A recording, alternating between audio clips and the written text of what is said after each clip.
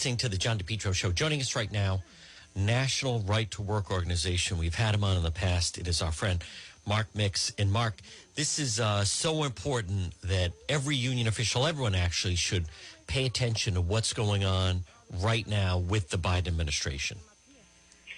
Yeah, absolutely, John. There is a lot going on with the so-called infrastructure bill, with the budget reconciliation bill, and then just kind of the propaganda that's coming out of the White House and the executive branch as it relates to giving union officials dramatic new powers over American workers.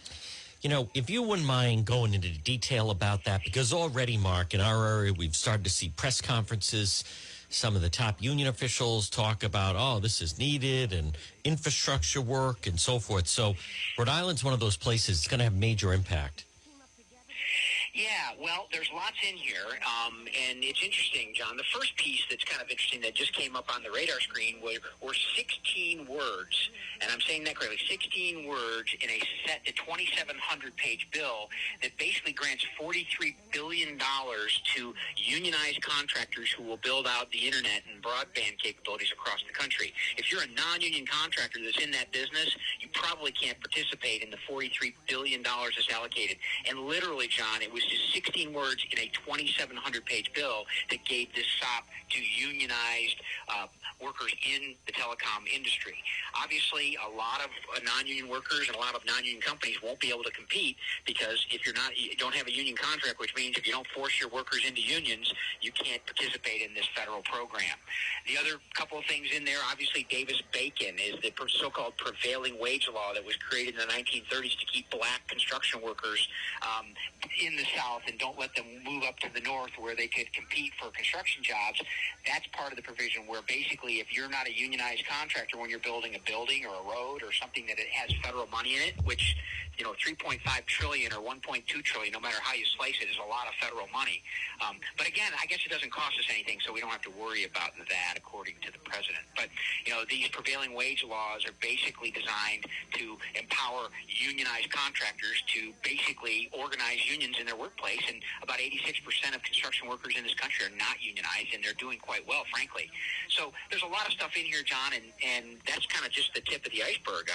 We talk about the electric vehicles. You know, you get an additional $4,500 tax credit under the reconciliation bill if you buy an electric car that is manufactured in the United States by United Auto Workers unions, and it has at least 50% American components in it. And if you're a non-union company like Tesla out in California, where the workers there have chosen not to join a union, that credit is not available to that. And, you know, Tesla's probably the single largest electric car manufacturer in the country right now. So these are special privileges for union officials designed to give them more power to force more workers into unions. And, you know, it just keeps going on. The good news is that apparently it's slowing down right now. The thing didn't die, but Nancy Pelosi expected to have a vote on all of this stuff last night here in Washington, D.C. It didn't happen because the regressive element of the Democratic Party, and I use that word strategically because they're not progressing anywhere. They're regressing back to a feudal system where, you know, we put our hand out and the federal government gives us largesse, I guess. And if we're in the group, if we're in the in crowd, we get more. If we're not, we have to suffer for ourselves. But the good news is it looks like there's some sanity perking up, and people are saying, you know, $7 trillion of new spending is a real problem. And so let's hope that the debate continues. And that's why, John, it's important to bring this up, because people right now need to contact their members of Congress, even in Rhode Island, because they're worried about these issues and how they play when November rolls around next year. In Massachusetts. And again, folks, it's Mark Mix, the National Right to Work Association. Mark, could you also touch on how is this different than when President Trump was in office? Well, you know, President Trump had policies that actually encouraged union members to support what he was up to, controlling the border, for one example, helping to basically continue the construction of the XL Keystone Pipeline through the heart of the country. I mean, those policies were actually empowering rank-and-file workers across the country. Union officials were obviously very angry about all that stuff because they want you to believe, they want you and I to believe that, you know, all rank-and-file union members across this country are for everything that, you know, the regressive left stands for. And I can tell you that's not true. I mean, Joe Manchin, the senator from West Virginia, is dealing with that right now. If the bigger parts of the so-called reconciliation bill get through with the environmental policies that are in there, I mean, West Virginia's coal industry and their energy industry is probably out of business. So there's a lot going on there. And under the Trump administration, he stood up for the policies that most rank-and-file workers and most Americans stand for. You know, protect the borders, America first. Let's rebuild manufacturing in this country. Those types of issues. Whereas Joe Biden, you know, in his first week in office, puts thousands of unionized pipe fitters and operating engineers on the unemployment line by shutting down the Keystone Pipeline, and then goes ahead and allows, quote, the Nord Stream 2 pipeline from Russia to Europe to go through so that Russians can increase their energy production, and Europe can be, you know, basically have to rely on Russia to supply them the energy they need to do their manufacturing. It doesn't make any sense, John. Folks, again, we're speaking with Mark Mix. Mark, did you say $43 billion would go in for this? Are you? I mean, that I'm just throwing. Is that the number that you mentioned? Yeah, $43 billion. I mean, John, those are just rounding errors now, though. I mean, you know, it used to be that $1 billion here and $1 billion there, and we were talking about lots of money. Now it's $1 trillion here and $1 trillion there, and we can get quote unquote things done, according to AOC and the squad and Nancy Pelosi. Now, and also, and again, folks, this is pivotal. It's going on in Washington right now. Mark, could you once again touch on what would go in with the $43 billion? It's basically that is just an insurmountable amount of money to hand over to organized labor. Yeah, what it does, and literally it was created by someone, and I can't say that I found it, John, but someone found these 16 words that were included in this mega bill that basically directs $43 billion in the infrastructure. They consider the broadband, you know, building out the internet across the country in rural areas and other areas as part of the infrastructure build out.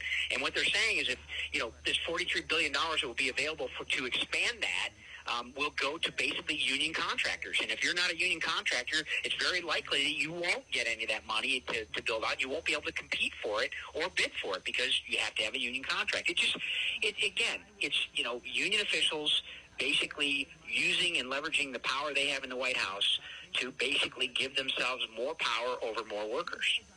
Folks, again, this is all going to play out. And Mark, once again, whether Rhode Island or Massachusetts, you're encouraging people to contact the Washington representatives to tell them that they do not support this. Absolutely. I mean, you know, everyone thinks that, you know, the folks in Massachusetts and Rhode Island, you know, are not susceptible to this pressure because they know how they're going to vote. And maybe that's true, but they do need to know that people are paying attention. That's what this is all about, John. And, you know, I thank you for bringing this stuff up, even though it's difficult to conceive that, you know, any Massachusetts representative or Rhode Island representative is going to vote against what Pelosi's trying to push in this huge infrastructure bill and the so-called reconciliation bill. I mean, you just got to let them know you're watching. That's the most important part of all of this. And I think people are getting nervous about what's going to happen in November of 2022. Yeah. And that's the one time we get to exercise and flex, you know, the responsibilities that we have as citizens of this country, to basically tell elected officials we agree or disagree. And no matter what the outcome, it's important that people understand what's happening and make their voices heard. That's the only way we're going to change things. I also just want to mention something to Mark Mix before we let him go. Mark, I figured if anyone would appreciate this, you would. And that is locally, we have a casino in Rhode Island. It's called Twin River. They're going to do a huge expansion now. $100 million. And they're now also, it's owned by Bally's. They're going to re-image themselves, call themselves Bally's. So when they have the big announcement to announce the $100 million expansion, and at the press conference on the stage is the governor of the state, because listen, that's a big deal, $100 million. The Speaker of the House, the Senate President, and the head of the laborers union is on stage with them at the press briefing. And it's, I'll tell you, Mark, I feel like, and I'm trying to explain to people, what if they said, you know, we don't want to go with the laborers. We're going to go with some private contractors. I mean, talk about setting an example. On top of that, Amazon is building a $300 million facility in Johnston, Rhode Island. And part of the deal is, you know, the first thing the media, and no one even blinks about it, they go to the laborers to make sure that they're okay with the deal. In other states, and this is what I try to explain, Mark, in other states, the casino could put it out to bid, and if private contractors come back, fit the specs, that's who they could award the deal. In Rhode Island, Labor's International is on stage with the governor at the announcement, making it very clear none of this is happening unless they're part of the package. Yeah, and that's not a surprise. Most of the time, union officials are leveraging, not only employers, but leveraging politicians to make those types of demands, saying, you'll do anything. If you do anything without our permission, we'll just shut everything down. And in many states, union officials have the power to do that.